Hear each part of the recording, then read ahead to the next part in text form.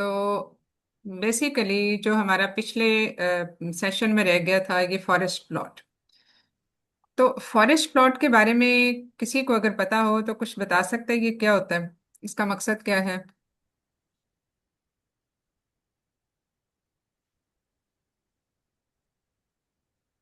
Hello. Ma'am पता तो नहीं है। Okay, so let's start. Basically ये फॉरेस्ट प्लॉट क्या मतलब है, फॉरेस्ट का क्या मतलब है, जंगल। सो ये एक वो वाला ग्राफ है जिसपे मल्टीपल स्टडीज, मतलब ये मेटा एनालिसिस का जो लफ्ज आपको लिखा हुआ नजर आ रहा है। तो बेसिकली इस पे जो है वो डिफरेंट स्टडीज को एक ही ग्राफ में प्लॉट कर दिया जाता है, तो ये एक विजुअल इंप्रेशन हमें मिलता है कि ओवरऑल ये जो डिफरेंट स्टडीज इस पर्टिकुलर टॉपिक से रिलेटेड की गई उसमें नेट रिजल्ट क्या था। तो ये मोमेंट मेटा एनालिसिस वगैरह स्टडीज में ये यूज किया जाता है। और लेकिन इसको इंटरप्रेट कैसे करना है और इसको आपने बेसिकली उसकी फाइंडिंस कैसे करनी होती हैं, that is a thing to discuss. इसका सेकंड जो हम इसको कह सकते हैं, जो इसका नाम है वो ब्लोबोग्राम होता है। ठीक है। तो इसका पहले मैं आपको दिखाऊंगी कि ये होता कैसे है। So this is one column. इससे ये जो ग्राफ है इसमें आपको सिर्फ दो कॉलम नजर आ रहे हैं, दरमियान में जो एक लाइन है वर्टिकल लाइन है, बाकी सारी हॉरिजॉन्टल लाइंस हैं, कुछ स्क्वायर हैं, कुछ डायमंड्स हैं। एक बल्कि डायमंड तो एक ही होता है फॉरेस्ट प्लॉट में। तो ये ये जो सारी हैं ये डिफरेंट स्टडीज हैं। सो this is in simplest form it looks like this one. लेकिन एक्चुअल जो हमने इंटरप्रिटेशन करनी होती है उसमें डिफरेंट कॉलम्स और भी होते हैं, जैसे इस स्टडी का ऑथर और कहाँ पे ये हुई ये सारा कुछ उसके साथ लिखा हुआ होगा। फिर उसमें कितने नंबर ऑफ केसेस थे ये भी एक कॉलम में लिखा हुआ होगा। एंड रिजल्ट पे ऑड रेशो या कॉन्फिडेंस इंटरवल तो हमें किसी हद तक यहाँ से भी पता चल जाता है, और इसकी ऑड रेशो आखिर में कैलकुलेट की हुई होगी। तो इसमें जो मेन चीजें हैं नोट करने वाली, वो एक है वर्टिकल लाइन जिसको कि हम नल हाइपोथेसिस की भी का भी लेबल देते हैं, यानी नेगेटिव, यानी इसमें इसका मतलब है कि इस ये जो लाइन है ये इसका मतलब है कि कुछ नहीं, नो मीनिंग। तो और इसके अलावा कुछ ये स्केयर्स हैं, कुछ ये इसकी हॉरिजॉन्टल लाइंस हैं, और ये दो हैं। ये जो है ये एक्सपेरिमेंटल ग्रुप को करता है और ये कंट्रोल ग्रुप को करता है, ये वाला column. So let's see it how we interpret it. तो ये हैं जो ज्यादातर रैंडमाइज्ड कंट्रोल ट्रायल्स के लिए, ट्रायल्स का मतलब ये है कि different trials, not only the single trial. Single trial के लिए फॉरेस्ट प्लॉट ये नहीं होता, this is for the multiple studies, plotting of the multiple studies in one graph. और एपिडेमियोलॉजिकल स्टडीज के लिए भी, स्क्रीनिंग मेथड्स के लिए भी, डायग्नोस्टिक टेक्निक्स के लिए भी। और ये डिफरेंट फॉर्म में इसके ऊपर वो प्लॉट की जाती हैं। क्रोनोलॉजिकल ऑर्डर है from the top downward, but there can be any form. तो ये इतना इम्पोर्टेंट नहीं है। अब ये जो राइट हैंड कॉलम होता है इसमें बेसिकली जो होता है, थोड़ा सा मैं जरा इसको परे कर लूं ताकि आपको नजर आए।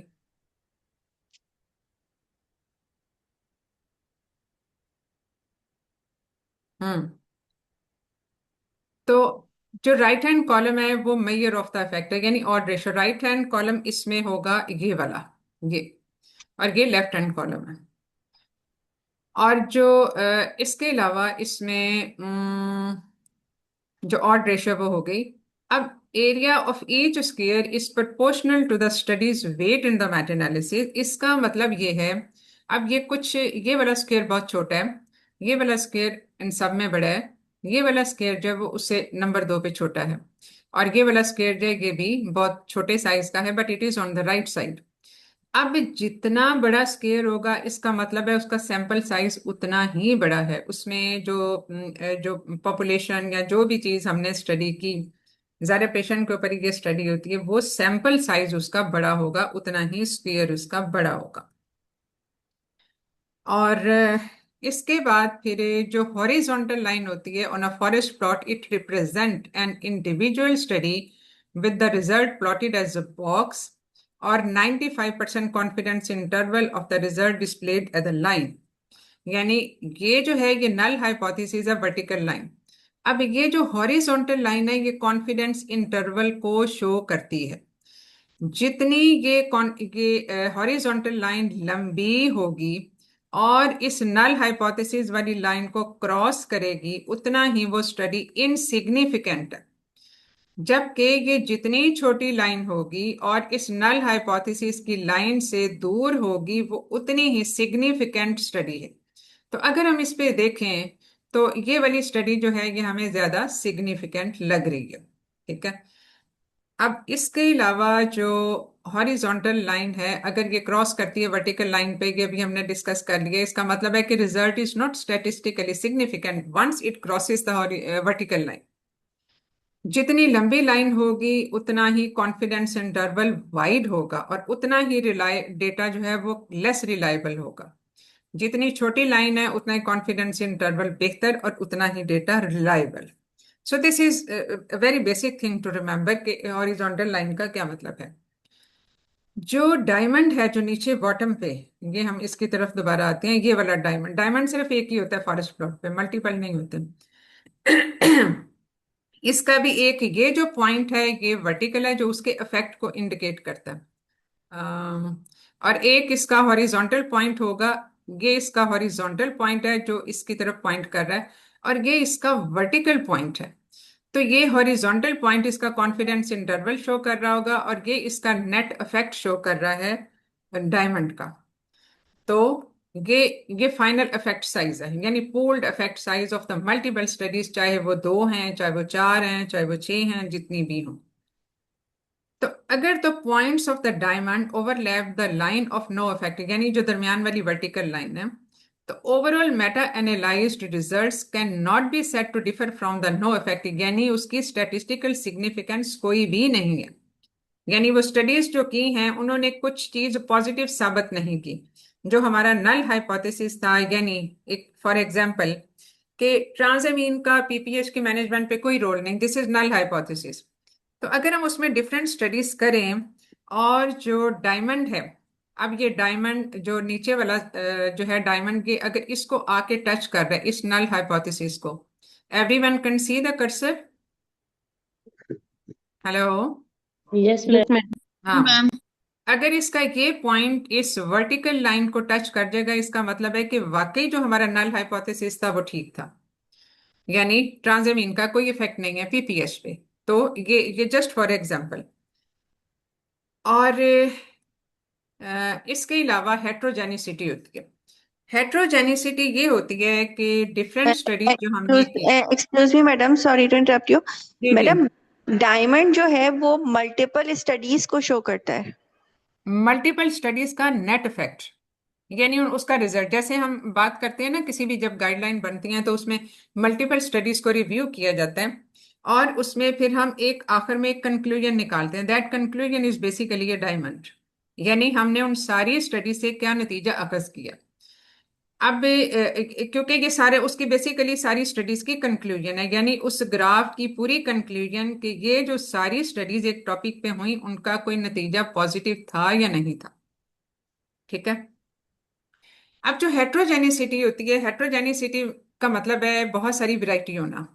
अब वैरायटी का मतलब ये है कि जो डिफरेंट स्टडीज हैं वो कोई राइट कॉलम में फॉल कर रही हैं, कोई लेफ्ट कॉलम में फॉल कर रही हैं, किसी की हॉरिजॉन्टल लाइन बहुत छोटी है, किसी की बहुत बड़ी है। तो इन सारी स्टडीज ने डिफरेंट रिजल्ट शो किए। तो आखिर में जब सारी स्टडीज किसी एक कंक्लूजन पे नहीं बैठती, यानी उसमें उन सारी स्टडीज ने मिलके कोई नतीजा नहीं किया, हर स्टडीज का एक अपना ही रिजल्ट है, किसी का पॉजिटिव किसी का नेगेटिव, तो ये भी स्टैटिस्टिकली सिग्निफिकेंट नहीं होता। और इसमें ओवरऑल जो हम बात करते हैं वो ये कि अगर तो हेट्रोजेनिसिटी लेस देन 50% है, तो इसका मतलब है कि सारी जो स्टडीज हैं उनमें काफी ज्यादा सिमिलैरिटी पाई जाती है और उसकी सिग्निफिकेंस है स्टैटिस्टिकल और क्लिनिकल सिग्निफिकेंस। लेकिन अगर यही हेट्रोजेनिसिटी, यानी जो डिफरेंट स्टडीज हैं उनके रिजल्ट्स 50% से ज्यादा एक दूसरे से डिफर करते हैं, मतलब दो चार स्टडीज आपस में भी नहीं मिलती, हर स्टडी का एक अपना ही रिजल्ट निकल रहा है, तो इसका मतलब है वो सारी डिसिमिलर हैं, तो वो स्टैटिस्टिकली सिग्निफिकेंट नहीं होती। Is it clear? तो ये हेट्रोजेनिसिटी भी हमें पता चलती है ऑन द फॉरेस्ट प्लॉट। तो इसके इतने फायदे होते हैं। सो let's see this forest plot. अब ये तकरीबन वही है ऑलमोस्ट जो हमने पहले अभी देखा है। तो इसमें डायमंड जो है वो पूल्ड ओड रेशो और ओवरऑल रिजल्ट है। ओड रेशो का मतलब वही तकरीबन कॉन्फिडेंस इंटरवल अगर है 95% से ज्यादा है तो उसमें तकरीबन लेस देन 1 होना चाहिए इसका odds ratio. Size of the square sample size, this is just abbreviation of the previous. Vertical line odds ratio 1, यानी ये नल हाइपोथेसिस है, यानी हम इसको ऑलमोस्ट जीरो ही बोलेंगे, या 1 इसको कहते हैं ऑड रेशो के हिसाब से। हॉरिजॉन्टल लाइन कॉन्फिडेंस इंटरवल को शो करेगा। तो अगर तो ये वही बात है जो हमने पहले की है, ये अब इसमें फाइनली कंक्लूड किया कि अगर हॉरिजॉन्टल लाइन इसको क्रॉस नहीं करती तो वो स्टडी सिग्निफिकेंट है। यानी इस ग्राफ में हमें यही एक स्टैटिस्टिकली सिग्निफिकेंट स्टडी लग रही है। और यहाँ यहाँ पे तो वो क्रॉस चुके कर रही है, इस वजह से इसकी स्टैटिस्टिकल सिग्निफिकेंस कम हो जाएगी।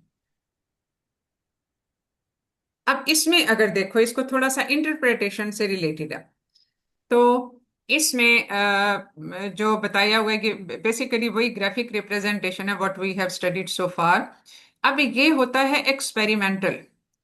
इसमें इसमें 2 कॉलम और आगे जो मैं जाके बताऊंगी कि 2 कॉलम और भी बने हुए होते हैं, रादर 3 कॉलम, जिसमें स्टडीज का ऑथर्स का नाम, फिर उसके बाद एक कंट्रोल ग्रुप है, एक्सपेरिमेंटल ग्रुप है 2। और अगर ये स्टडी इस लेफ्ट कॉलम में फॉल कर रही है तो इसका मतलब है उस इंटरवेंशन का फायदा है, उस ट्रीटमेंट का फायदा है। This is the study result on this side favours the treatment. लेकिन अगर कोई स्टडी इस साइड पे फॉल करती है तो ऐसी सूरत में इसका मतलब है कि उस इंटरवेंशन का या उस ट्रीटमेंट का फायदा कुछ नहीं है, तो वो कंट्रोल को करेगी, यानी ये नल हाइपोथेसिस के उस तरफ जाके फॉल कर रही है। डायमंड वर्टिकल पॉइंट हमने ऑलरेडी डिस्कस कर लिया, ये कंबाइंड पॉइंट एस्टिमेट है यानी नेट रिजल्ट। और हॉरिजॉन्टल टिप है, ये शो करेगी 95% कॉन्फिडेंस इंटरवल। और अगर डायमंड का क्रॉस कॉन्फिडेंस इंटरवल क्रॉस करता है लाइन को, वर्टिकल लाइन को, तो इसका मतलब है इस पूरी स्टडीज का जो रिजल्ट था वो स्टैटिस्टिकली सिग्निफिकेंट नहीं है। अब ये जो हम कॉलम की बात कर रहे थे, इसमें ये वो है जो हमने अभी तक देखा है, यानी सिर्फ ये ग्राफ, ये वाला जो ग्राफ है, ये जिसके ऊपर ये सारा कुछ लिखा हुआ है, this graph is the forest plot. ये इसके ऑथर्स हैं, ये जो कि बेसिकली जो स्टडी की है उसके ऑथर्स हैं, और कब किस ईयर में की वो भी सारा कुछ इसमें लिखा हुआ है। यहाँ पे एक ट्रीटमेंट है, इनमें अफेक्ट हुआ ट्रीटमेंट का ये टोटल नंबर था। ये कंट्रोल ग्रुप है, कंट्रोल में इतनों में इफेक्ट हुआ और टोटल कंट्रोल ग्रुप जो था वो ये था, इतने पे था। इसी तरह से ये सारा, और बाल दफा जब ये फॉरेस्ट प्लॉट आता है और इसके साथ ये कॉलम बने हुए होते हैं तो यू हैव टू डिस्क्राइब कि इन कॉलम्स का मतलब क्या है। तो जो अफेक्ट, जो पॉपुलेशन या जो सैंपल साइज अफेक्ट हुआ उस ट्रीटमेंट से या इंटरवेंशन से, वो स्मॉल एन है। एंड जो कैपिटल एन है that shows the total sample size in the treatment group. ये कंपैरेटिव स्टडीज है, जो कंट्रोल ट्रायल्स हैं ये कंपैरेटिव स्टडीज में आ जाते हैं। और इसी तरह से कंट्रोल वो जिसपे हमने कोई इंटरवेंशन नहीं की उसमें फिर भी इतनों में इफेक्ट देखा गया जबकि टोटल पॉपुलेशन इतनी थी। So the control and the population group में not be randomly the same. उसमें नंबर ऑफ जो सैंपल्स हैं वो फर्क हो सकते हैं, क्योंकि कुछ क्विट कर जाते हैं, कुछ ऐड हो जाते हैं, तो उस हिसाब से ये फर्क हो सकता है। तो इसमें इन these two columns of the figures, the first number in each column is the number of the patients in the group which had the outcome. The second number is the overall number of the people in the group. Is it clear? क्योंकि ये सारे column पे graph जब madam आपको दिया जाता है तो ये बताना होता है। मैडम इसमें एक बात नहीं समझ में आई कि आपने इसमें एक स्टडी जो बताई है कि वो बीच में से वर्टिकल लाइन को कट कर रही है, वो horizontal line equally on hmm. Both. Hmm. तो वो स्टडी क्या शो कर रही है? और फिर आपने कहा कि जो right side of the column पे फॉल करेंगी स्टडीज, लेकिन हम्म। इस ग्राफ में तो खैर कोई भी ऐसी स्टडी नहीं थी जो राइट साइड पे फॉल कर रही हो। लेकिन अगर कोई राइट साइड ऑफ द नहीं, कॉलम, इसे देखो, ये जो ग्राफ है ना जो भी छुपा हुआ है इस लिखे हुए के पीछे, वो इसमें ये स्टडी क्रॉस कर रही है। इसका हाँ मतलब जी, है क्रॉस कर दीजिए। इसका ये मतलब है कि ये स्टडी स्टैटिस्टिकली बिल्कुल इनसिग्निफिकेंट है। Once the मतलब study crosses this vertical line, which is null hypothesis, this means कि इस इंटरवेंशन का बिल्कुल कोई इफेक्ट नहीं है। यानी कि लेकिन मतलब ये स्टडी जो हमने की है तो इसका हमें कोई बेनिफिट नहीं है, मतलब हाँ, ये इसका हमारे बेनिफिट कुछ नहीं है, इसका कुछ बेनिफिट भी कुछ नहीं। नहीं है। और उसमें जो कंट्रोल ग्रुप यानी वो ग्रुप जिसको हमने कोई ट्रीटमेंट नहीं दी, कोई इंटरवेंशन नहीं की, वही ठीक है। सही। ठीक है। तो ये कंट्रोल ये बेसिकली कंट्रोल ग्रुप इस कॉलम में फॉल करने वाले कंट्रोल ग्रुप को फेवर करेंगे, और इस ग्रुप में जो फॉल कर रही हैं स्टडीज वो ट्रीटमेंट ग्रुप को फेवर करेंगे। लेकिन कॉन्फिडेंस इंटरवल ऑड रेशियो जो है वो इस पे डिपेंड करती है कि लाइन कितनी बड़ी छोटी है और वो वर्टिकल लाइन को क्रॉस कर रही है या नहीं कर रही। In exams you are just supposed to interpret the studies. ठीक है। और ये कि इसको पढ़ना कैसे है, तो इसी तरह से इसको मैं वन बाय वन बता रही हूँ कि इस कॉलम का ये मतलब है, इन दो कॉलम्स का जिसमें ऊपर लिखा हुआ है ट्रीटमेंट एंड कंट्रोल, उसमें इसका क्या मतलब है, इसका क्या मतलब है। और इस हिसाब से पूरा ये जो ग्राफ जब आपके सामने होगा और इस साइड पे ये ओड रेशो शो की हुई है, तो पूरा ग्राफ जब आपको शो हो रहा होगा then you have to interpret it कि ये जो सारी स्टडीज हैं इनमें कौन सी स्टडी आप समझते हैं कि स्टैटिस्टिकली सिग्निफिकेंट है। That will be your final conclusion.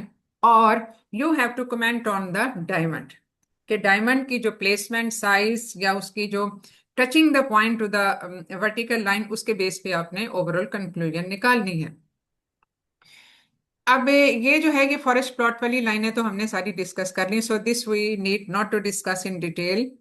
अब ये जो ऑड रेशो है, basically odd ratio to be clinically and statistically significant should be below 1, and that below 1 means कि उसका कॉन्फिडेंस इंटरवल इज जो है वो 95% तक जो है वो हो सकता है। बाद दफा इसमें थोड़ा सा एग्जैक्टली कोरिलेट नहीं करता, लेकिन क्योंकि इसमें फिर डिपेंड करता है कि उसको एक्सटेंडेड कॉन्फिडेंस इंटरवल है या नहीं है, और उस हिसाब से फिर ऑड रेशो फर्क हो जाती है। But anyway, in simple terms for you to understand, आप सिर्फ इसमें क्या कह सकते हो कि ये वाली लाइन कॉन्फिडेंस इंटरवल है, और जितना ये वर्टिकल लाइन से परे रहे ऑन द लेफ्ट साइड उतना ही आउटकम बेहतर होता है उस स्टडी से जो प्रूव हो रहा होता है। Okay, now coming to the lowest line. अब ये लोएस्ट लाइन वो है जो कि सब टोटल है। तो सब टोटल में जो कॉन्फिडेंस इंटरवल है इसका, अब हमने इस पे कमेंट किया। अब इस पे जब हम अलग अलग स्टडी पे नहीं कमेंट कर रहे, हमें ये पता है कि इसका क्या है, इसका क्या है और इसका क्या है। लेकिन अब हमें सब टोटल इन सारी का जो है वो हमने ये कंक्लूजन निकालनी है इसके वर्टिकल लाइन से और हॉरिजॉन्टल लाइन से। तो इसमें बेसिकली ये स्टैटिस्टिकल कैलकुलेशन बेसिकली होती है, लेकिन कॉन्फिडेंस इंटरवल इसका चूंकि ये उसको टच नहीं कर रहा, so the confidence interval is 95%। ठीक है। और बाकी इसकी ऑड रेशियो जो है वो भी इसके हिसाब से ठीक है। So this study, as this diamond is on the left column, so this is statistically significant favouring the treatment of that group. ठीक है। तो ये कंपैरेटिव स्टडीज के लिए बेसिकली ये बनाया जाता है। So this is the heterogeneity. अब अगर इसमें ये देखो तो अब ये सारी जो स्टडीज हैं वो तकरीबन सारी मिलती जुलती हैं। ज्यादातर स्टडीज वही हैं जो कि ट्रीटमेंट को फेवर नहीं कर रही। इन सारियों का रिजल्ट एक ही है almost. So this is homologous studies. Homogeneous study, homogeneity इसमें ज्यादा होती है। और दूसरी तरफ आप ये देखें तो इसमें कुछ स्टडीज इस साइड पे, कुछ स्टडीज इस साइड पे, किसी का कॉन्फिडेंस इंटरवल ज्यादा, किसी का कम। तो ये हेट्रोजेनिस स्टडी है जिसमें कि कोई बहुत सारी स्टडीज आपस में मिलती ही नहीं हैं, उनके जो इफेक्ट्स हैं वो नहीं मिलते। तो ये वाली स्टडी हेट्रोजेनिस स्टडी कहलाएगी जो कि क्लिनिक स्टैटिस्टिकली इनसिग्निफिकेंट है। Now comment on this graph, any one of you. इस पे मैंने कुछ लेबल नहीं किया होगा, ये सिर्फ आप इसको जो है वो इसको इंटरप्रेट करो। मैडम इस ग्राफ में भी जो है वो जो 50% ऑफ द स्टडीज हैं वो फॉल कर रही हैं, वो वर्टिकल लाइन को कट कर रही हैं। इट मींस के उनका जो उनकी जो स्टैटिस्टिकली जो है वो नहीं, अभी इनसिग्निफिकेंट। अभी सिर्फ ये बताओ कि कौन सी study out of all these studies. अब ये तकरीबन 8 स्टडीज है। There are 8 studies in this graph.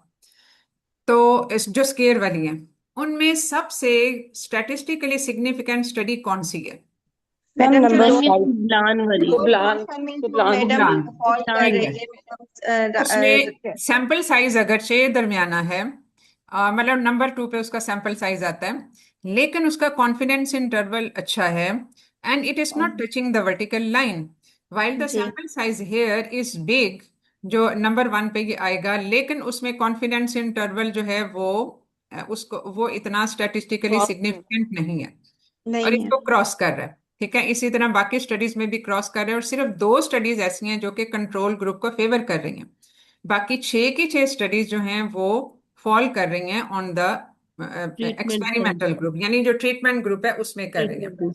सो ये है जो उसकी फाइनल कंक्लूजन होगी, और सब टोटल में यही है कि इसमें 95% कॉन्फिडेंस इंटरवल है, और इसके अलावा ऑड रेशो इसकी ये है जो सबसे नीचे वाले कॉलम में है। और what the diamond shows, madam diamond जो है ना वो टच कर रहा है नल हाइपोथेसिस को, इसका मतलब है कि इसका जो टच है वो नहीं कर रहा, टच नहीं कर रहा, नहीं नहीं कर रहा इसका मैडम कोई टच। पॉइंट, हाँ, इसका कोई हाँ पॉइंट टच नहीं कर टच रहा। नहीं कर रहा। इट हाँ। मींस कि जो है ना ये जो इनका ओवरऑल तमाम स्टडीज का जो कॉम्बिनेशन रिजल्ट है ना वो स्टैटिस्टिकली सिग्निफिकेंट है। मतलब ये ओवरऑल सारी जो ट्रीटमेंट स्टडीज ग्रुप। है वो हाँ। ओवरऑल जो रिजल्ट दे रही हैं वो स्टैटिस्टिकली सिग्निफिकेंट रिजल्ट दे रही हैं, वो नल हाइपोथेसिस को सपोर्ट नहीं कर रही हैं। And more of the studies, almost जो 60% स्टडीज है, are falling on the treatment group side.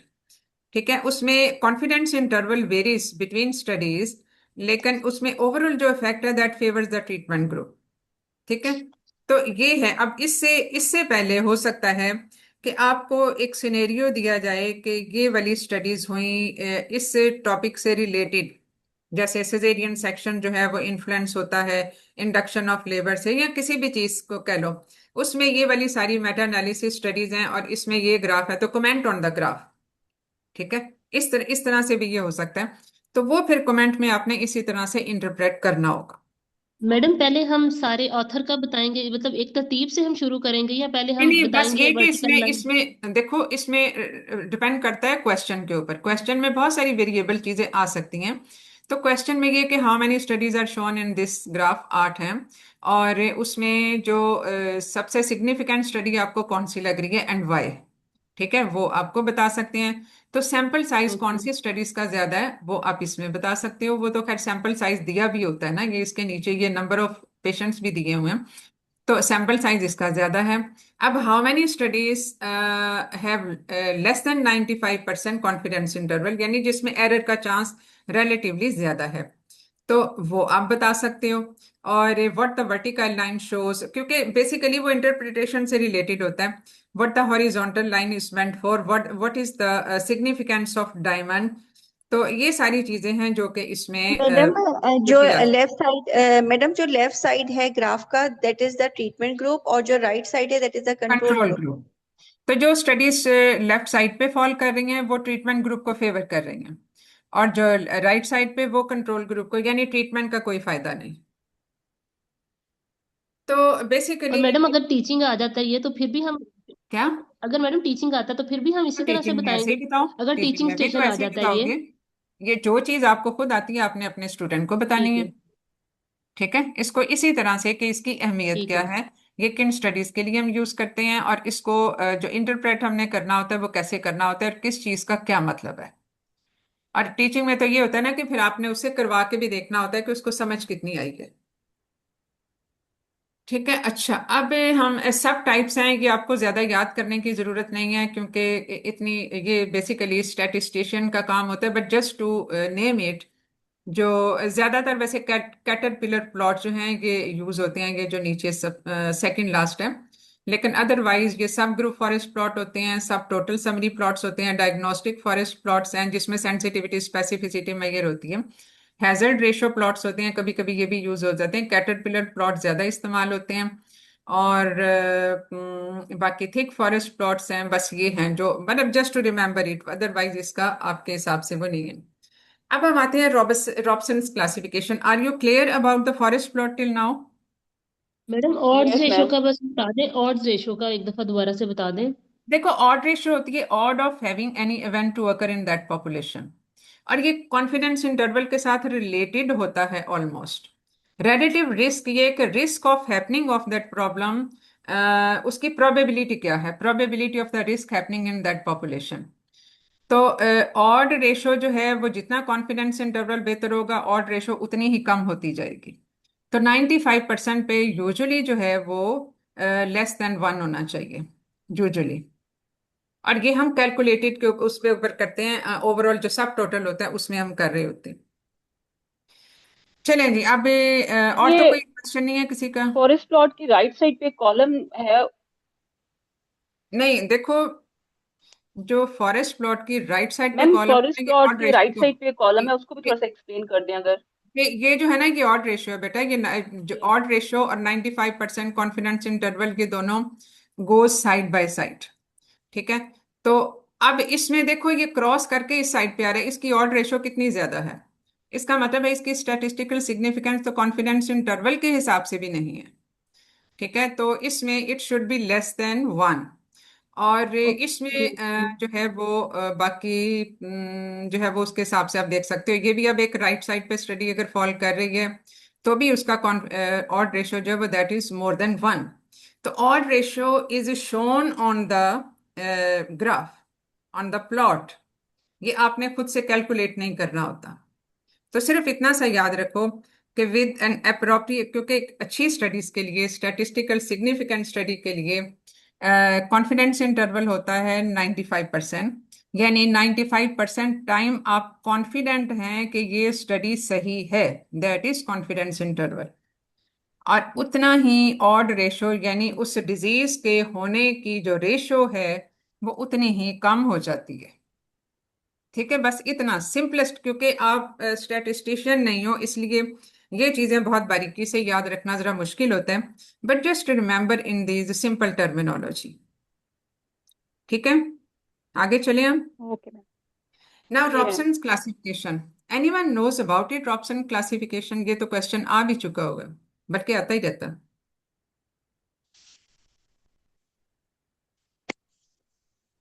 Yes madam, ये जो है रॉबसन क्लासिफिकेशन मैडम, ये क्लासिफिकेशन है जिसमें हम पेशेंट्स को 10 ग्रुप में क्लासिफाई करते हैं। इट वाज एक्चुअली डिवाइस्ड के टू नो कि सिजेरियन सेक्शन की रेट को मैम कैलकुलेट करने के लिए और डाटा की इफेक्टिवनेस को देखने के लिए ये सिस्टम इंट्रोड्यूस कराया गया था कि अगर किसी सेटिंग में या किसी इस हॉस्पिटल में सिजेरियन रेट ज्यादा है तो उसको देखा जा सके बाय कंडक्टिंग एन ऑडिट और एनालिसिस के व्हाट आर द रीजंस।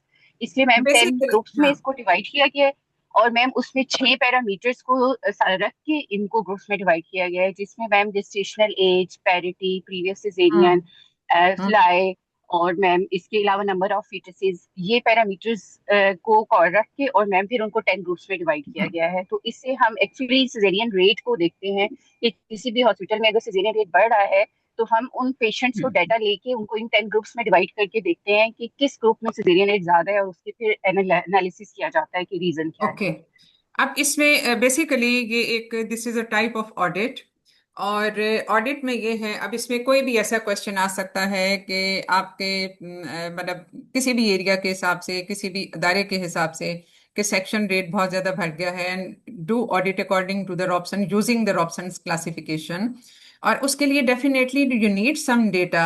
और डेटा ये आप पेपर से लेते हो, ये सारी चीज़ें जो प्रोस्पेक्टिव हो सकता है, रिट्रोस्पेक्टिव हो सकता है, both way it can be done. और उसमें आपने फिर ये देखना होता है कि इतने अरसे में जो इतने सिजेरियन हुए उनकी इंडिकेशंस क्या थी, and that indications are basically divided into 10 group. फिर हम ये देखते हैं कि किस ग्रुप के सिजेरियन सबसे ज्यादा हुए। You have to address and you have to focus on that indication.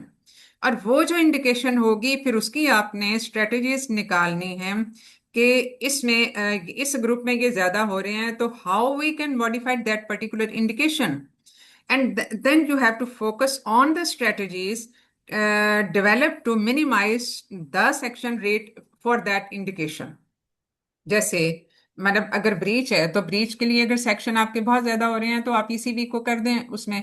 तो डेफिनेटली ये जो 3% आपका सेक्शन रेट सिर्फ ब्रीच की वजह से ही भर रहा है, उसमें आप उसको मिनिमाइज कर सकते हो by just tackling that particular indication और द फील्ड प्रोग्रेस और the foetal distress, and there are so many others. So major group जो हैं वो इसके 10 हैं।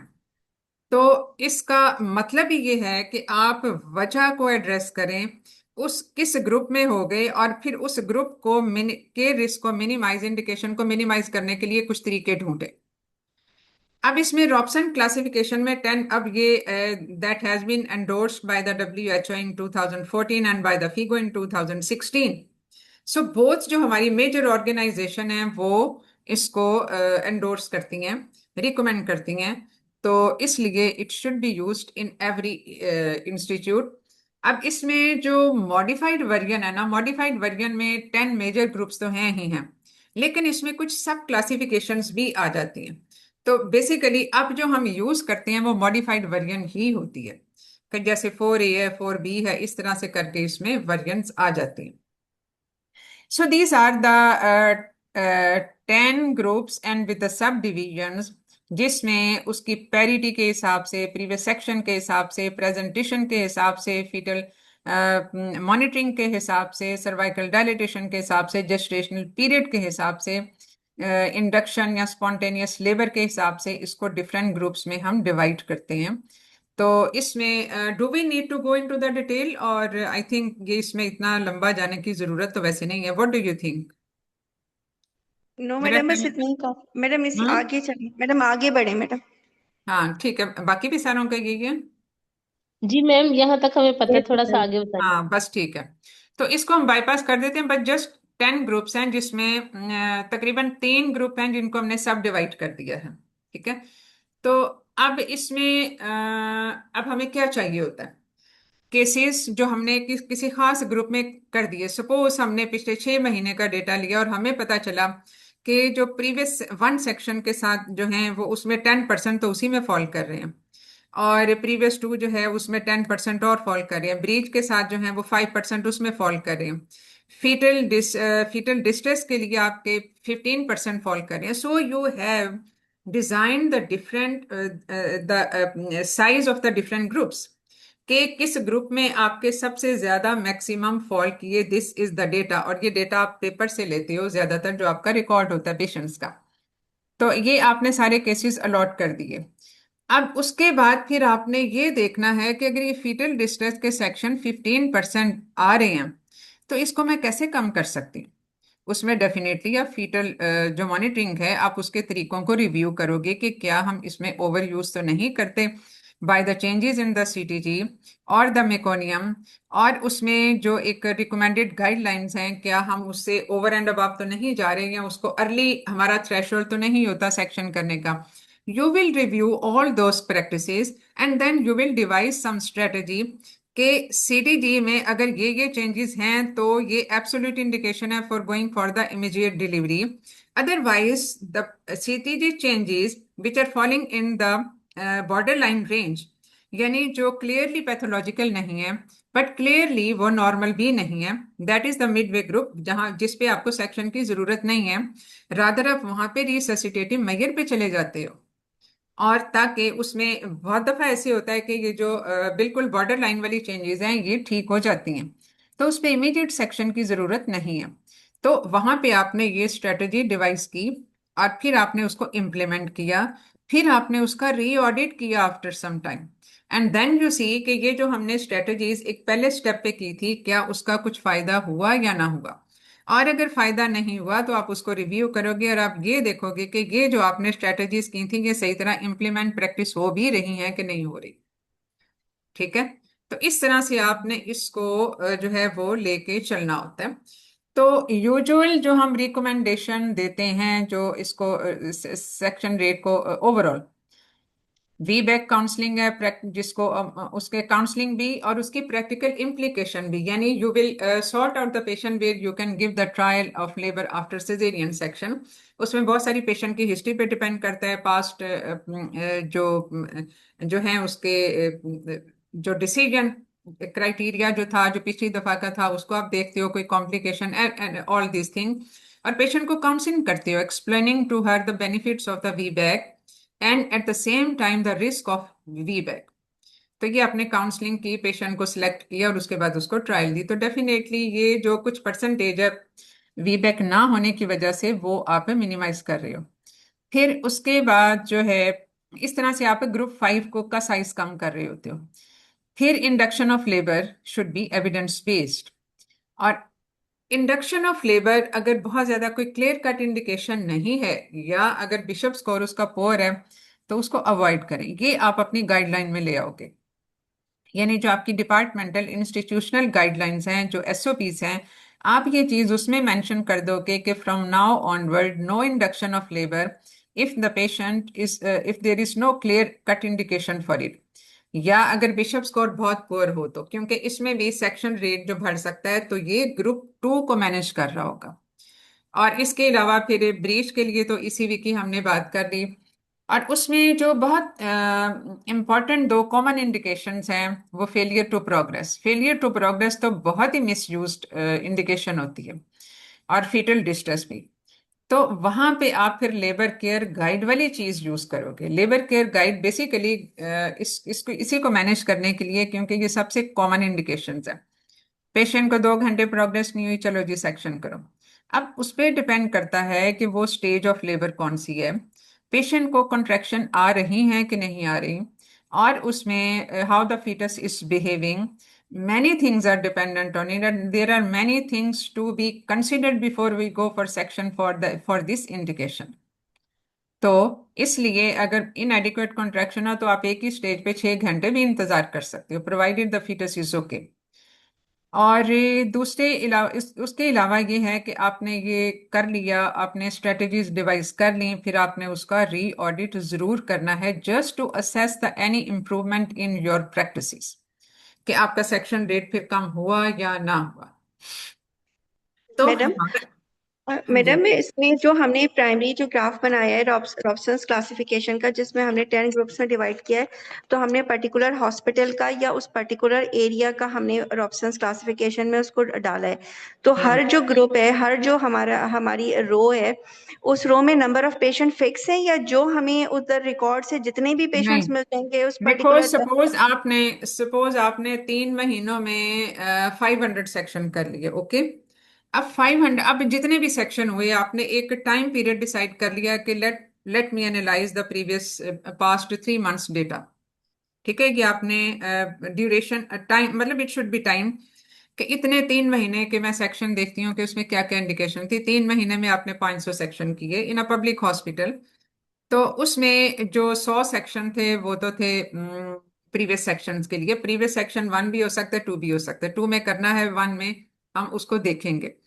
इसी तरह से जो 60-70 सेक्शंस हैं वो ब्रीच में थे, उसकी वजह ब्रीच की वजह से हुए। और इस तरह 150 सेक्शंस हुए फॉर फेल्ड प्रोग्रेस, और तकरीबन समझ लो 100 सेक्शंस हो गए for foetal distress. So every group is differs in number, क्योंकि उनमें से, उन 500 में से जितने, उन 10 इंडिकेशंस में से जितने जितने पेशेंट उन इंडिकेशन के होंगे, वो उस ग्रुप का हिस्सा बन जाएगा। और फिर हमने ये देखना है कि अब ये जो हमारा सबसे लार्जर ग्रुप है फेल्ड प्रोग्रेस ऑफ लेबर का, ये मैं देखूं, इसको फिर आप एनालाइज करोगे कि आखिर कितने कितने सेंटीमीटर पे ये हुआ, और उतने सेंटीमीटर पे पेशेंट कितनी देर रहा। क्या वो लेटेंट फेज तो नहीं था?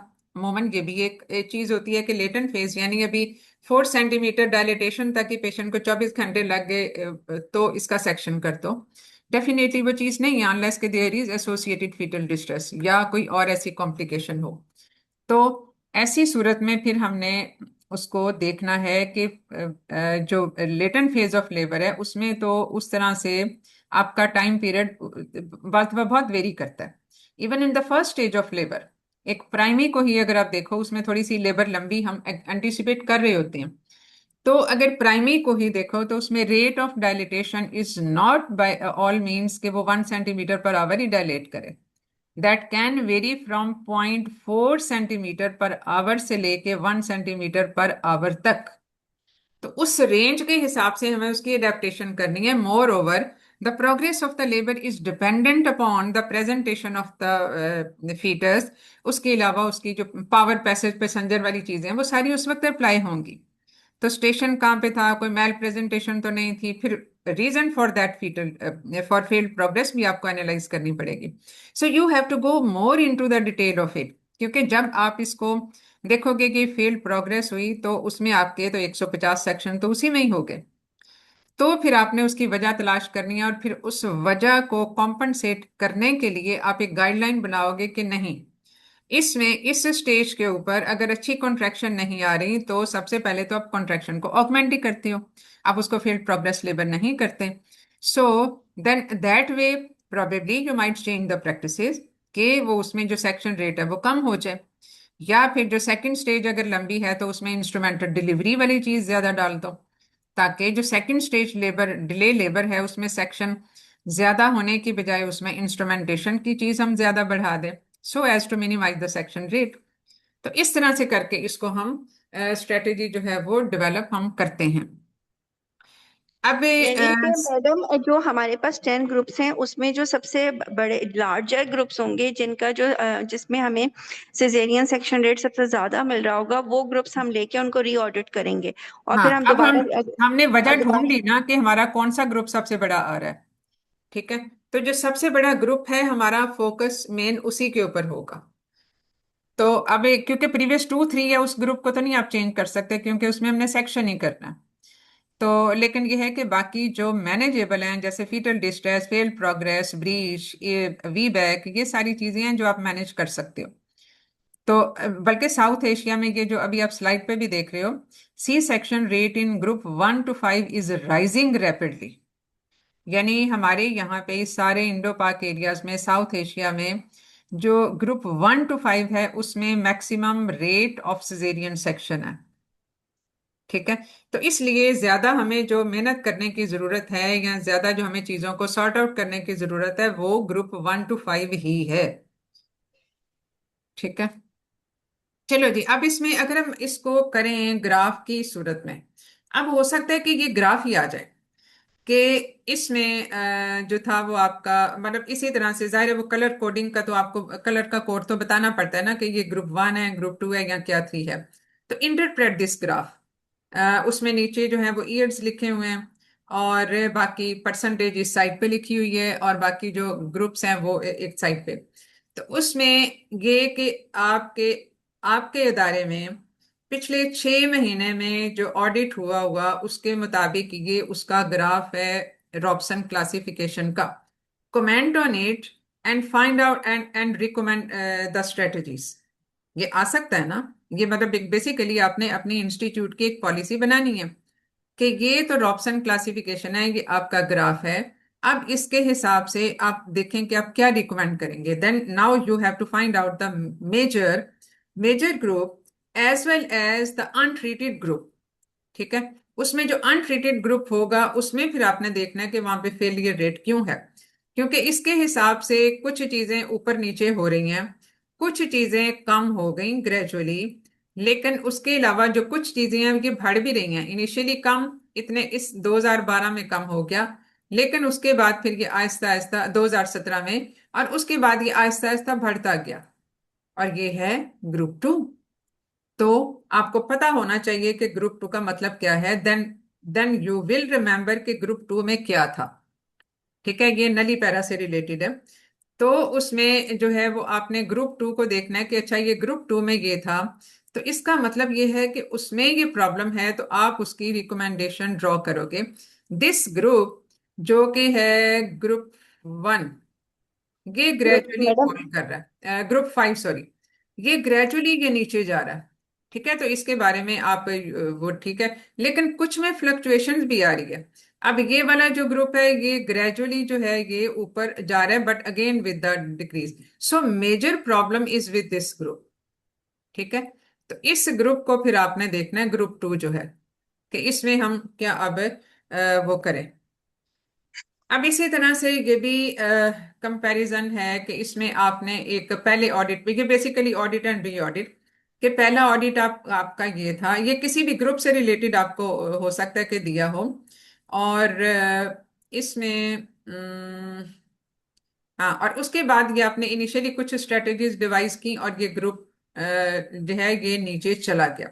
सो देयर वाज एन इफेक्टिव, ये इफेक्टिव स्ट्रेटजीज थी जो कि आपने जब इम्प्लीमेंट की तो उसका फायदा हुआ। और वो ये, इसके अलावा अब अगर ये भाग रहा होता दोबारा, फर्ज किया यहाँ से भरना शुरू हो जाता, तो फिर आप देखते कि इस पॉइंट पे आके क्या मसला हुआ है। चेंज ऑफ स्टाफ हो सकता है, हो सकता है आपका नया स्टाफ आया हो जिसको चीजें ना पता हो। तो ये सारी चीजें हैं जो कि आपने देखनी होती हैं। तो इंटरवेंशन बेसिकली जो ज्यादातर एप्लीकेबल होती हैं वो तो हैं ही कि किस ग्रुप में आपने क्या इंटरवेंशन करनी है, वी बैक है, ब्रीच का है, और इसी तरह से आप फीटल डिस्ट्रेस और फेल प्रोग्रेस, ये सब चीजें आप मैनेज कर रहे होते हो। But apart from that you need certain other things. तो prenatal education and support, patient को हमें हमेशा एंटीनेटल पीरियड में ये बताना चाहिए कि what is meant and what are the expectations in the labor and how to cope with it emotionally and the physically। फिर साइको सोशल सपोर्ट है for women with the fear of child birth, यानी हम जो साथ उसके रखते हैं companion, ये इससे मुराद उसकी वो है लेबर कंपेनियनशिप जो है। ऑडिट एंड फीडबैक जो कि जिसपे हमने रॉबसन क्लासिफिकेशन वो की। Mandatory second opinion for caesarean birth, तो इसमें यह है कि आपने सिजेरियन सेक्शन डिसाइड किया, take opinion from another person also, just to be double sure कि हाँ इसमें सेक्शन के अलावा काम नहीं चल सकता। फिर उसके अलावा जो है वो क्लिनिकल प्रोटोकॉल्स की इम्प्लीमेंटेशन के बारे में you have to be sure about it and you have to strictly adhere to the practical SOPs and the guidelines, उसके उसको आपने implement करना होता है। फिर दूसरी चीज ये एक बाय द वे है, लेकिन ये हर अदारे के लिए भी जहाँ पे जो पेइंग इंस्टीट्यूट्स हैं वहां पे, कि विजाइनल और सिजेरियन सेक्शन का रेट एक ही कर दो।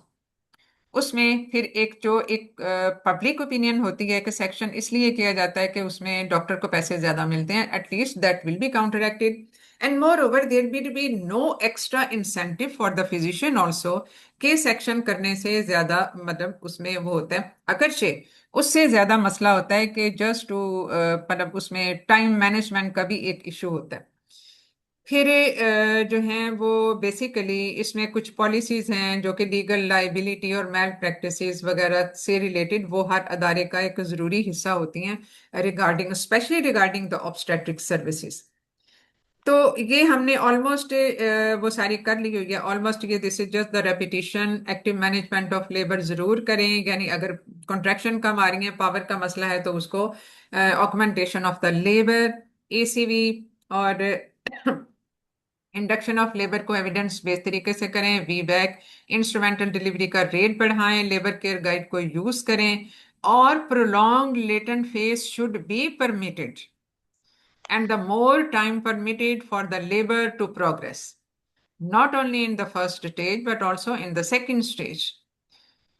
ठीक है। और बाकी जो कुछ पेशेंट के अपने फिजिकल क्राइटेरियाज होते हैं फॉर द लेबर, उसको आप एनकरेज करते हो for the mobilisation to avoid the excessive weight gain in the pregnancy, और उसकी मोबिलाइजेशन एक्सरसाइजेज, लेबर एक्सरसाइजेज वगैरह हैं, ये सब चीजें आप उसको करते हो। पार्टोग्राम को करना चाहिए so that you really diagnose a delayed case at time. और बाकी जो है वो नॉन प्रोग्रेस ऑफ लेबर का क्राइटेरिया पूरी तरह से फुल करें। नली पैरा में 6 hours of active labour with no cervical change, तो ये आपने करना है। उसको कॉन्ट्रैक्शंस को करना है, और उसमें मल्टी पैरा में आप 4 आवर्स ऑफ एक्टिव लेबर देते हो in the first stage of the labour. और बाकी बिशप स्कोर अगर हो इंडक्शन, सोशल इंडक्शन के लिए, तो वो 5 से ज्यादा हो ताकि फेलियर ना हो। Is it clear so far? Yes ma'am. Another madam ये important, हाँ एमपीडी मैडम हाँ, एमपीपीडीएसआर भी करवा दीजिए, और थोड़ा सा बेटा ना मैं फिश यही बोन करवा रही हूँ, एनालिसिस इसलिए का मैं जो है जरा ना वो। इस, क्योंकि मेरा बीच में जरा ब्रेक आएगा, इसलिए मैंने कोशिश की है कि ज्यादा से ज्यादा चीजें आज कवर हो जाएं। तो इसमें क्योंकि this is an other statistical review of the quality of our services, जैसे हम रॉबसन्स क्लासिफिकेशन है, ये भी एक स्टैटिस्टिकल रिव्यू है। हमारा ऑडिट है, हमारी अपनी सर्विसेज का एक ऑडिट है। Similarly MPDSR is also an audit review of the services which we provide to the patients. Not only the services, ये हेल्थ केयर प्रोवाइडर्स के ऊपर भी आता है, ये इंफ्रास्ट्रक्चर से भी रिलेटेड आता है, ये social and the legal implications, और इसके अलावा इसमें जो एक नेशनल पॉलिसीज होती हैं, सब चीज़ें इसमें आ जाती हैं। तो बेसिकली ये overall this is applicable right now, even now days भी जो है ये एप्लीकेबल है इन ऑल कंट्री लेवल पे, ये एप्लीकेबल है। And I hope any one of you who is working in public hospital must be aware of this thing. Are you aware of it, any one of you? क्योंकि ये grass root level से लेके ट्रशी care level तक ये सारा होता है step wise, और ये डेटा सारा पेरिफेरी से भी कलेक्ट किया जाता है, टर्शरी केयर सेंटर से भी कलेक्ट किया जाता है, and finally it is analysed and we find the loopholes in our system. हाँ जी, any one of you aware of this thing? Okay, तो बेसिकली ये है maternal and perinatal death surveillance. ठीक है, सर्वेलेंस होता है हम किसी चीज की निगरानी कर रहे होते हैं। निगरानी करने का मतलब ये है कि हम ये देख रहे होते हैं कि ये चीज कैसे हो रही है, सही हो रही है या नहीं हो रही है एज पर गाइडलाइंस, और उसमें अगर कुछ गलत हो गया है तो वो क्यों हुआ गलत, और उसको गलती से बचने के तरीके क्या हैं। और फिर हम उसको कुछ अरसे के बाद दोबारा देखते हैं कि वो जो हमने तरीके इम्प्लीमेंट किए थे उनका कुछ असर हुआ या ना हुआ। In broad sense surveillance means all that. और उसके अलावा जो रिस्पॉन्स है ये वही बात है कि हमने उसको जो इम्प्लीमेंट की, जो चेंजेस उनका क्या, हम इसको रिस्पॉन्ड बेसिकली करते हैं।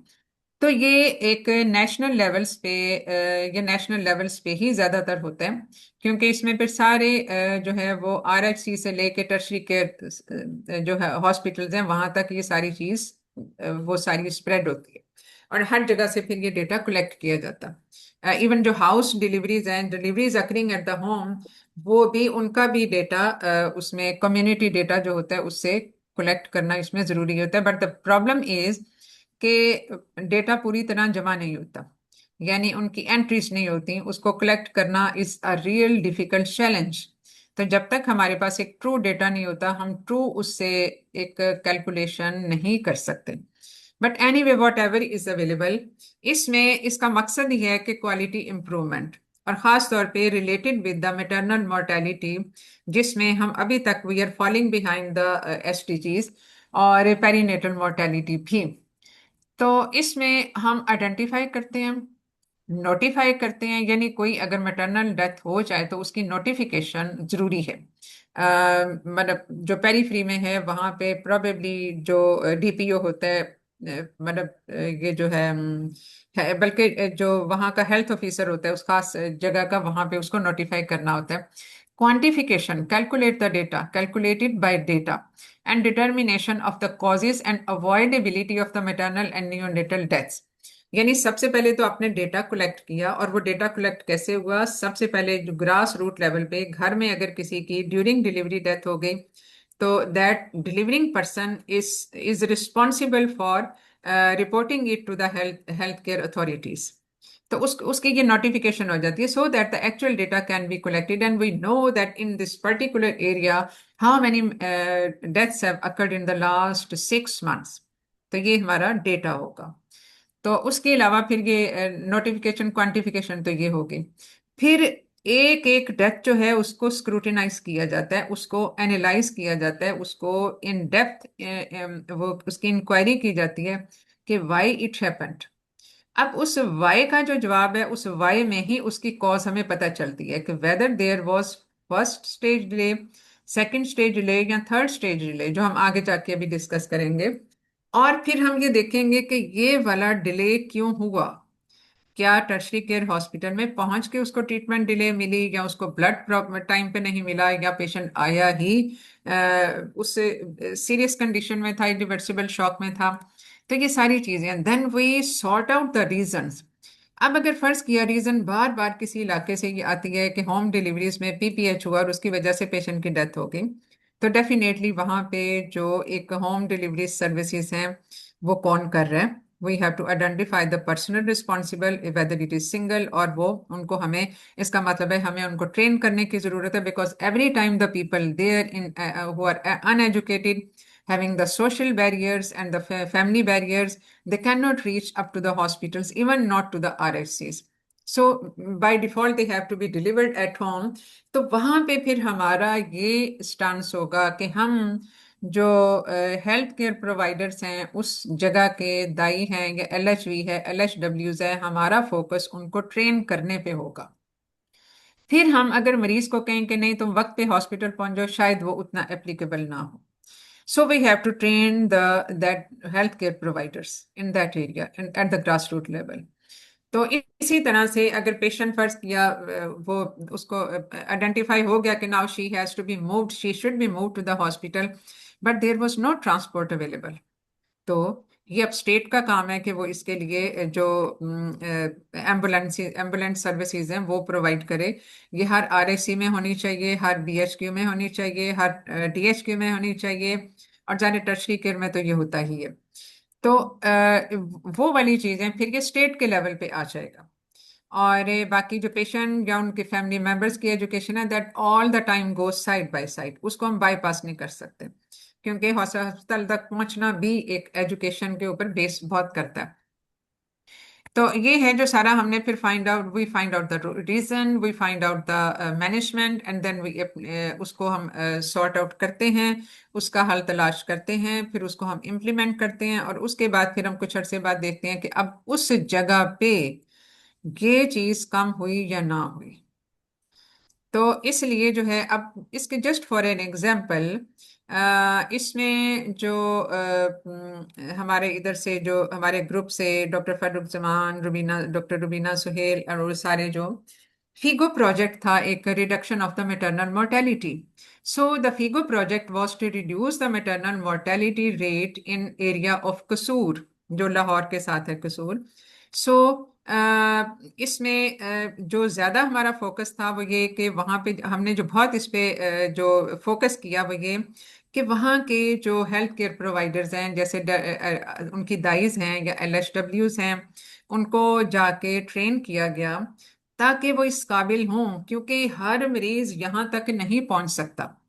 मरीजों ने हर हाल में वहीं अपने घरों में ही डिलीवर होना होता है, that is there societal trend, उसको हम कर नहीं सकते, शॉर्टकट कर नहीं सकते।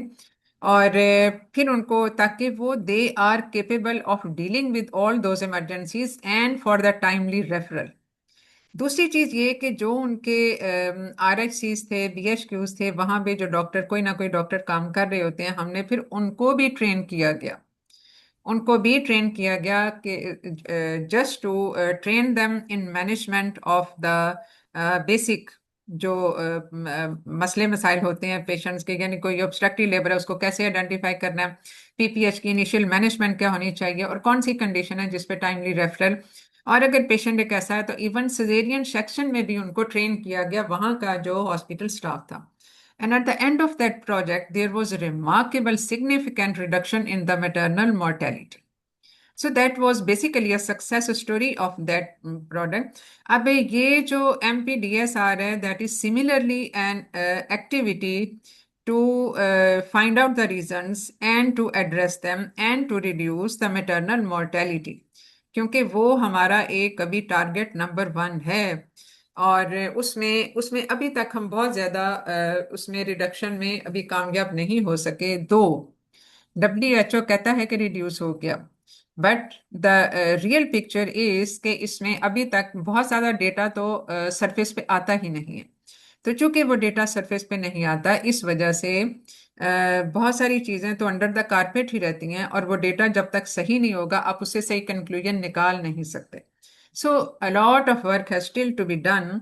तो उसमें उसी की ये एक कोशिश है, और लेकिन ये कोशिश भी अभी तक हाफ हार्टेडली ही चल रही है। उसमें जो है वो बहुत सबको बहुत ज़्यादा ऑनेस्टी के साथ बेसिकली इसमें काम करने की ज़रूरत है कि इसको इन ट्रू स्पिरिट इसको किया जाए, ताकि मैटरनल एंड पेरीनेटल मोर्टेलिटी दोनों को हम कम कर सकें। ठीक है, अब यही जो हम डेटा एनालिसिस की बात करते हैं ना, वो रिलेटेड है विद द कॉन्फिडेंशियल इंक्वायरीज। यानी हर डेथ जो है वो उसको इन डेप्थ एनालाइज किया जाए। एक दफा ये क्वेश्चन वैसे आया भी था एग्जाम में कि सपोज एक पेशेंट है जो कि जिसको प्रीवियस टू सेक्शन है, she start labour pains at home and then she husband is not at home and she all alone she leaves her children in the neighbor and then she goes to the to find out a transport to go to a hospital DHQ। लेकिन उसको basically बस नहीं मिलती और वो वहीं पे collapse हो जाती है उस एरिया में। तो whether this comes in maternal mortality or not and is the state responsible for that? What you will answer for this? Madam ये तो अप्रोच ही उसकी गलत है ना, कि अगर वो पेशेंट उसके वो प्रेग्नेंट पेशेंट है और वो टर्म पे है, तो सबसे पहले तो जो उस एरिया का जो हॉस्पिटल है वो उसकी जिम्मेदारी है। फिर वो फैमिली मेंबर्स Okay. में एजुकेशन होनी चाहिए। फिर उसके हम्म। बाद कहीं जाके ट्रांसपोर्ट आती है कि वो औरत घर से गई क्यों ओके। बस तलाश करने के लिए। अब बात ये है कि हम कहने को ये कह सकते हैं because we are thinking on the एक आइडियल उस सिचुएशन के हिसाब से कि जिसमें उसके पास हेल्पर भी है, उसके पास तो घर में कोई बच्चों को संभालने वाला भी नहीं है। She is a poor lady, her husband has gone for the work and she is not able to contact him. और दूसरी बात ये कि ये कहीं दूर दराज एक गांव में रहती है और वो किसी ना किसी तरह पहुंचती है बस स्टेशन पे, लेकिन वहां जाके वो कोलैप्स हो जाती है and she was still not able to find out transport. क्योंकि गांव शाव में जो बेटा जो रियल ग्राउंड सिचुएशन होती है ना, दैट इज वेरी पैथेटिक। हो सकता है आप में से बहुत सारे लोगों को इसका अंदाजा भी ना हो कि जो दूर दराज के गांव होते हैं वहां पे मीलों के फासले तक कोई ट्रांसपोर्ट नहीं होती।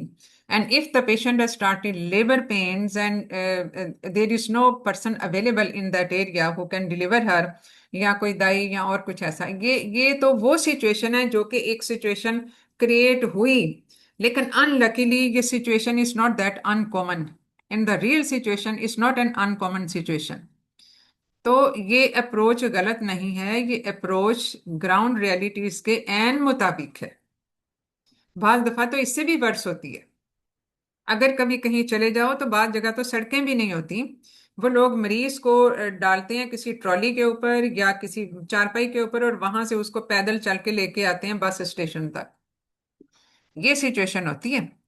तो यही वजह है कि the state is working on establishment of the, अब जैसे मोबाइल यूनिट सब हैं, उनका फायदा है या नहीं है वो दैट इज अनदर थिंग।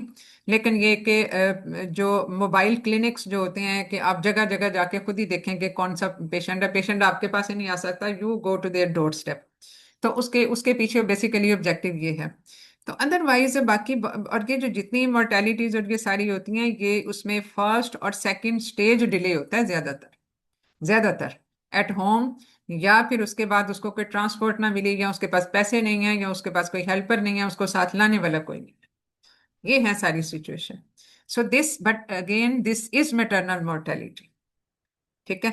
और इसका मतलब ये है कि जब ये डेथ एनालाइज होगी तो हम फिर ये देखेंगे कि उसका फर्स्ट स्टेज डिले भी था, उसका सेकंड स्टेज डिले भी था, because there was no help at available at home, there was not money to her, और उसमें उसको कोई ट्रांसपोर्ट अवेलेबल नहीं थी, तो that is why the patient expired. ठीक है। तो ये है। अब इसको हम आगे चलते हैं। तो बेसिकली ये हमने बात कर ली कि इसको नेशनल लेवल पे, प्रोविंशियल लेवल पे हम इसका एक प्लान डिसाइड करते हैं और जो एग्रीगेटेड इंफॉर्मेशन का जो नतीजा निकलता है वो फिर हमारे रिकमेंडेड एक्शंस की सूरत में आ जाता है, जिसका मकसद ये होता है कि फ्यूचर डेथ्स को हम प्रिवेंट कर सके। तो इसमें जो यूजुअली जो सर्कल है, ये इस सर्कल के साथ ये एमपीडीसीआर होता है, मतलब इसको किया जाता है। तो पहले हमें ऑब्जेक्टिव पता होना चाहिए जो हमें पता है, और ये उसके ऑब्जेक्टिव्स हैं। फिर हमने डेटा कलेक्ट किया हर जगह से, पेपर से। बाज दफा अगर जैसे ये पेशेंट अगर एक्सपायर हो गई तो इसमें हम इर्द गिर्द के सारे लोगों से पूछेंगे, that will be our data, या उसके घर वालों से, उसके पड़ोस से, because paper is not existent in this case. फिर हम इसको इन्वेस्टिगेट हमने किया कि आखिर क्यों, फिर उसको हम एनालाइज करते हैं in depth and that is called confidential inquiry. ये जो एनालिसिस है ये कॉन्फिडेंशियल इंक्वायरी होती है। फिर हमने इसमें देखा कि हाँ, इस इलाके में एक बीएचक्यू होना चाहिए और वहां पे एम्बुलेंस भी हो और वहां पे फिर एक डॉक्टर भी हो, तो ये उसका एक्शन होगा। फिर हम इसको कुछ अरसे के बाद देखेंगे कि अच्छा इसका अब नतीजा क्या निकला, and that that this way this complete the cycle of MDCR, MDSR. और ये एक ब्रीफ फॉर्म में ये वो है। अब three delay model, every one of you know it, कि हम डिसीजन ही नहीं, पेशेंट डिसीजन ही नहीं कर पाता, एंड द फर्स्ट डिले या तो उसके अपने बिहाफ पे या उसके घर वालों के बिहाफ पे। जैसे पेशेंट बाज दफा प्रीवियस वन सेक्शन के साथ घर में लेबर पेन शुरू हो गई तो उसको फैमिली वाले कहेंगे कि अस्पताल ना जाओ, वो तो जाते ही सेक्शन कर देंगे। ऐसा होता है, and this is practical reality. और इवन दो सेक्शन के बाद भी पेशेंट घर पे ही लेबर ले रहा होता है कि इस तरह शायद नॉर्मल डिलीवर हो जाए।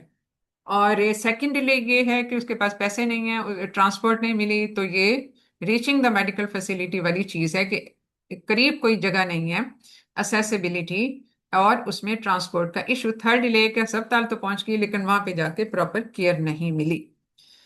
तो इसमें जो है वो सारी चीज़ें ये हमने बेसिकली इन सम वे और अदर हमने डिस्कस कर ली हैं कि घर के लेवल पे ये होता है, और ये घर वाले भी उसको मना कर सकते हैं, पैसे भी नहीं हो सकते, और हो सकता है उसको खतरे का एहसास भी ना हो। यानी अगर उसको बहुत सीवियर हेडेक हो रही है, ब्लरिंग ऑफ विजन हो रही है, तो वो यही समझेगी कि शायद किसी और वजह से है, but she will not be able to recognise कि ये एक सीवियर हाइपरटेंशन भी हो सकती है, क्योंकि हो सकता है उसकी प्रेगनेंसी अभी तक अनसुपरवाइज्ड ही चल रही हो। और इसके अलावा जो सेकंड डिले है, उसके घर से हेल्थ केयर फैसिलिटी बहुत दूर हो, कोई रोड्स ना बनी हुई हो, या फिर इमरजेंसी ट्रांसपोर्टेशन अवेलेबल ना हो, या उसको ये ना पता हो कि बेसिकली हॉस्पिटल है किधर, और लैक ऑफ कम्युनिटी सपोर्ट जिसमें सारे आ जाते हैं। और ये तो है at the health care facility, doctor नहीं मिला या दवाइयाँ कम थी या उसको थिएटर का मसला हो गया, इक्विपमेंट नहीं थे उस इमरजेंसी ऑब्स्टेट्रिक केयर के लिए, और ये जो डॉक्टर था भी वो उसकी competence level up to date नहीं था, और weak referral system. Again this deals with the transportation and communication also. तो डेटा सोर्स बेसिकली जो हमने लेना होता है वो डिपेंडिंग अपॉन द सिचुएशन, कि अगर उसके पास पेशेंट के पास डेटा होता, मतलब है एडमिटेड पेशेंट है, तो उसके पास सब चीज़ें होंगी, बुक्ड या एडमिटेड पेशेंट है तो antenatal record, previous record, vital records हैं, प्रेगनेंसी कार्ड्स हैं, मेडिकल रिकॉर्ड है, और हेल्थ फैसिलिटी की रजिस्ट्रेशन है, फैमिली मेंबर के साथ बातचीत करना, उनसे चीज़ें पता चलती हैं, लोकल कम्युनिटी मेंबर से पता चलता है, या जो पेशेंट या जो जिस बंदे ने उसको घर पे डिलीवर करवाया, या midwife, nurses, doctors, everyone has to be interviewed. तो वहां पे मेडिकल फैक्टर और नॉन मेडिकल फैक्टर ये सारी चीजें उसी में आ जाऊंगी, और हम इसमें उसको वजह यानी मेडिकल और नॉन मेडिकल सारी हम वजह जो है ना इसमें सॉर्ट आउट कर रहे होंगे। तो इंडिकेटर्स इसके जो होते हैं जिसमें हमें पता चलता है, जैसे मैटरनल मोर्टेलिटी के indicator basically reflect the quality of our services जो हम उनको प्रोवाइड करते हैं। तो maternal mortality ratio, maternal mortality rate, और बाकी जो हैं वो मेडिकल कॉजेज से जो डेथ्स हैं वो, ये सारी चीज़ें, केस फर्टिलिटी रेट, ये सारे हैं जो कि एमडीएसआर इंडिकेटर्स हैं जिससे हमें पता चलेगा। अब कंट्रीब्यूटिंग फैक्टर ये वही in a way that is a repetition के वो जो सारे हर्डल्स थे वही एक उसके कंट्रीब्यूटिंग फैक्टर्स बन जाते हैं। तो इसमें रिस्पॉन्स हमारा होना चाहिए कि we start with the avoidable factors identified during the review process. अपनी गाइडलाइंस जरूर डेवलप करें, use the evidence based approaches, prioritise चीजों को प्रायोरिटाइज करें प्रेवलेंस पे, यानी अगर नेशनल लेवल पे भी कुछ चीजें हैं तो उनको उनकी प्रायोरिटाइजेशन के हिसाब से कि कौन सी चीज है जो सबसे पहले हमें करने की जरूरत है। Everything can not be managed even on the national level के जिसको हम साइमल्टेनियसली सारी चीजों को एक ही वक्त में करना मुश्किल होता है। और ये प्रेवलेंस को देखें, फिजिबिलिटी को देखें, क्या हम चीज पहले कर सकते हैं। अगर फर्ज किया हमने कोई कंसल्टेंट बिठाना है किसी बीएचक्यू में, तो ज़ाहिर है वो इतनी जल्दी अवेलेबल नहीं होगा, बट एटलीस्ट उसमें रिसोर्सेज वगैरह होने चाहिए, health system readiness, transportation, blood की फिजिक, जो जो इमरजेंसी ऑब्स्टेट्रिक केयर करता है वहाँ पे सेक्शन और ब्लड ट्रांसफ्यूजन सर्विसेज का होना ज़रूरी होता है, and along with competent person. और बाकी उन सारी प्रायोरिटीज को टाइम लाइन के हिसाब से बाउंड करें, 3 महीने में हम ये करेंगे, 6 महीने में हम ये करेंगे। और फिर उसको प्रोग्रेस को मॉनिटर करें, और उसमें फिर उसके बाद रिकमेंडेशन होगी, और उसको फिर मॉनिटर आपने करना है कि ये सारा कुछ सही तरीके से हो भी रहा है या नहीं हो रहा। तो इसमें बेसिकली अगर हम देखें इसका स्टेटस, तो अगरचे for last decade it has to be in practice, लेकिन अभी तक not widely conducted at as it is very evident कि आप लोगों में से भी किसी को शायद इसका पता नहीं है। So this is not being practice in true team and spirit level. तो इसको जो है वो हमें ज़्यादा ज़रा इसको एनर्जेटिकली ज़रा इसको इम्प्लीमेंट करने की ज़रूरत होगी। और बाकी जो हैं ज़्यादातर जो मैटरनल डेथ रिव्यू होती हैं, आइडेंटिफाई होती हैं, नोटिफाई होती हैं, वो टर्शरी केयर टीचिंग फैसिलिटीज़ में होता है। लेकिन बाकी जो हैं DHQ या BHQ या RHCs, वहाँ पे तो ये इसको कोई रिपोर्ट ही नहीं करता। तो वहां से फिर डेटा खराब होना शुरू हो जाता है, और हम समझते हैं कि शायद मैटरनल मोर्टेलिटी रेट कम हो गया।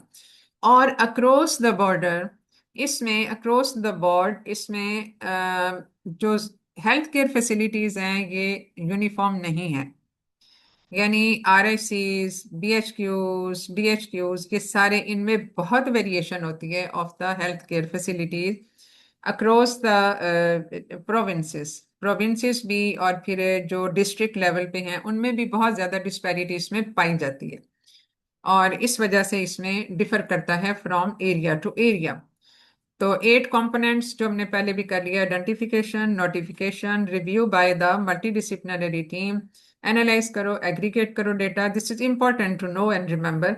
फिर रिकमेंडेशन है, रिस्पॉन्स है, monitoring and evaluation of the system है, और फिर डिसमिनेशन ऑफ द रिजल्ट कि हमने ये वाला काम किया तो उसमें मैटरनल मोर्टेलिटी इतने % कम हो गई। ये इसके डिसमिनेशन ऑफ द रिजल्ट्स हैं to the other provinces, to the other countries. तो ये नेशनल इंटरनेशनल लेवल पे ये चीज़ें डिसमिनेट करने की ज़रूरत होती है। तो ये एक छोटा सा form just as a sample कि इसमें इस तरह से हम जो एक फॉर्म भरते हैं वो तकरीबन इस तरह का होता है। तो नीचे भी ये सारा इसका तकरीबन डिटेल में है कि कैसे उसका, उसकी क्या थी, एज क्या थी, प्रेगनेंसी की कितनी ड्यूरेशन थी, क्या इसके इवेंट्स थे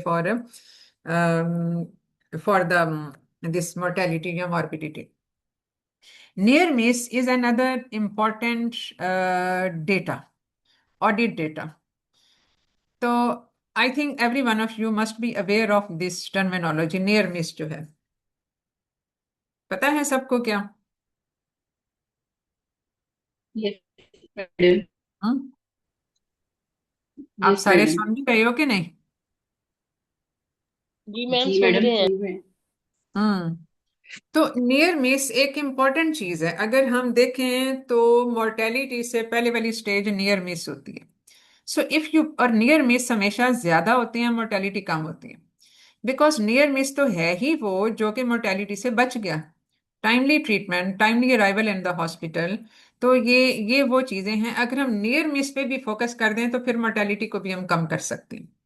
तो ये वो चीज है जिसपे भी, यानी इसका ये मतलब है कि जो भी पेशेंट सीरियस आता है हमारे पास, हम उसकी डायग्नोसिस और मैनेजमेंट में बिल्कुल डिले ना करें, because that patient is near miss and very easy can be missed.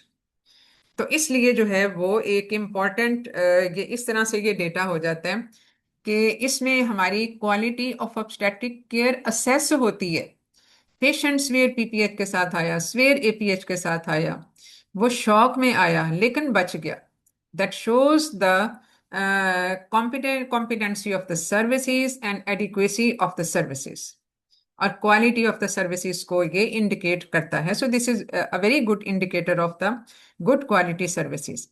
तो नियर मिस को भी हम अमूमन इसीलिए भी ऑडिट करते हैं कि हमारे कितने नियर मिस आए और उनमें से कितने बच गए।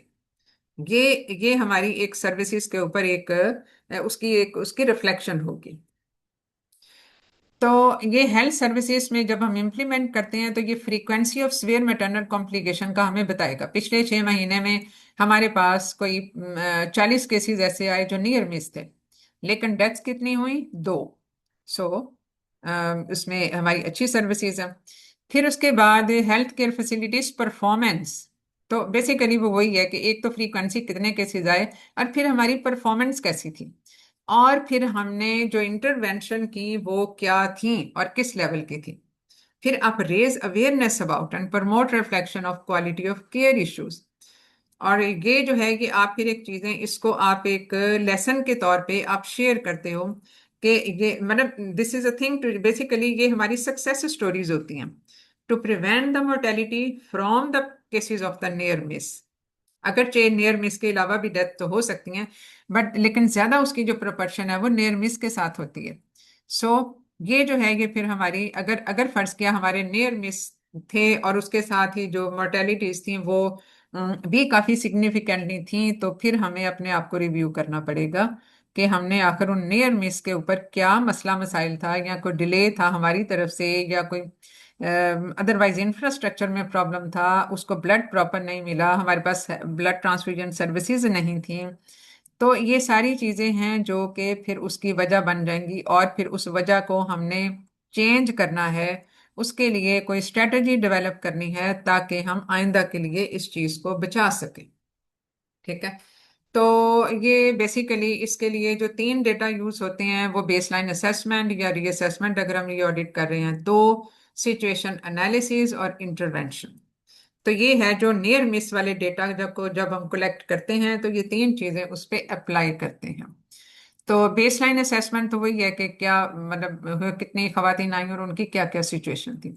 सिचुएशन एनालिसिस के उसमें ऑब्स्टिकल्स क्या थे, उसमें प्रॉब्लम्स क्या थी उसको केयर प्रोवाइड करने में।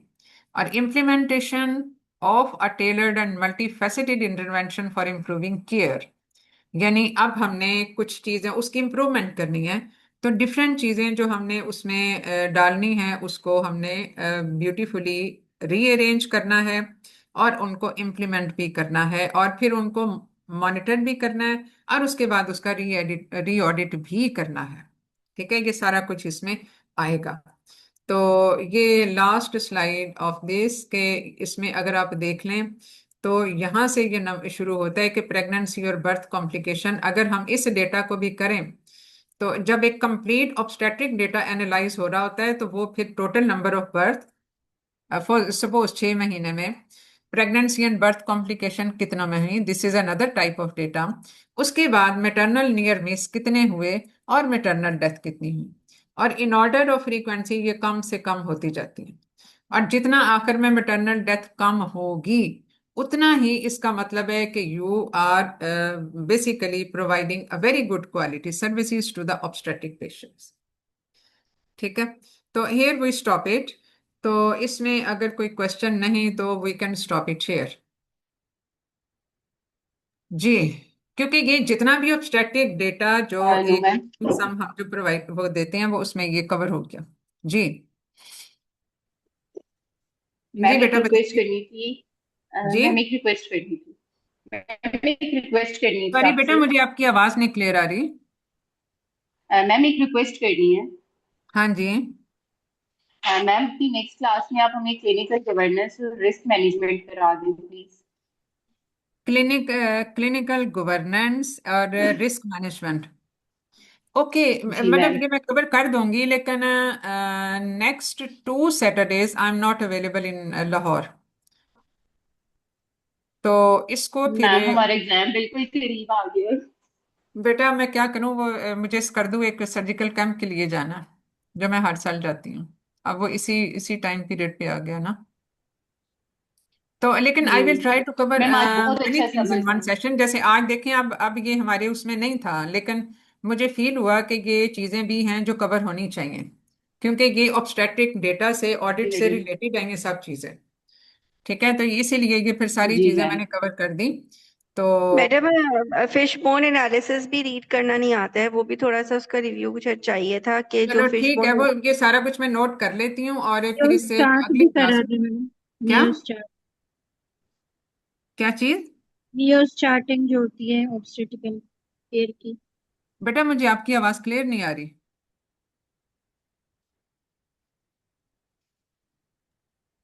ठीक है, ये मैंने वो 2 3 व्यूज। चीजें आपकी नोट कर ली हैं। आप और भी जो करना होगा वो आप इमरान साहब को कर दीजिएगा मैसेज, वो मुझे फॉरवर्ड कर देंगे। ठीक है। मैडम सब फर्टिलिटी की भी न्यू गाइडलाइन आई है, अगर उसमें भी आप बीच में टाइम मिल जाता है तो। अच्छा चलो ठीक है, उसको भी मैं नोट कर रही हूँ, और फिर इसको हम आहिस्ता आहिस्ता कोशिश करूंगी कि एक एक सेशन में हम दो दो तीन तीन चीजें कवर कर लें, ठीक है। रिसर्च एनालिसिस भी ऐड कर लें। कौन सा एनालिसिस? रिसर्च जो मेथडोलॉजी है। Research methodology, okay. हाँ जी।